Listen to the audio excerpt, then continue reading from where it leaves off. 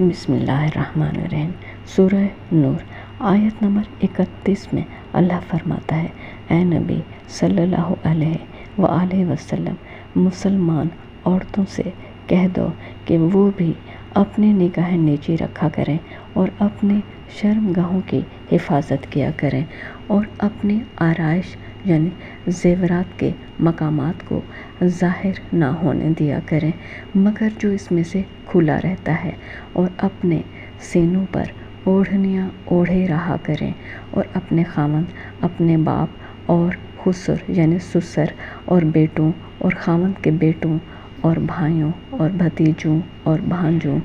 اور اپنے ہی قسم کی عورتوں اور لونڈی غلاموں کے سوا،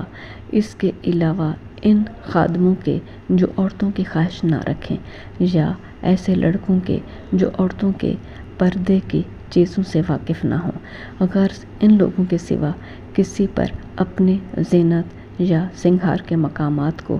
ظاہر نہ ہونے دیں، اور اپنے پاؤں ایسے طور سے زمین پر نہ ماریں کہ جھنکار کانوں میں پہنچے اور ان کا پوشیدہ زیور معلوم ہو جائے، اور مومن یا مسلمان سب اللہ کے آگے توبہ کرو تاکہ فلاح پاؤ۔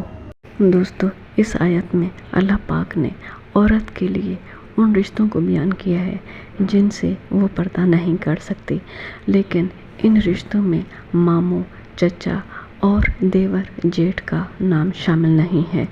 تو علماء کے دو گروپ بنے ہوئے ہیں، کچھ کہتے ہیں کہ ان رشتوں سے پردہ ضروری ہے اور کچھ کہتے ہیں ان سے پردہ نہیں کرنا چاہیے، واللہ عالم۔ لیکن اللہ پاک نے اس آیت میں ان 3 رشتوں کا نام نہیں لیا، یعنی ان کو غیر محرم میں شامل رکھا ہے۔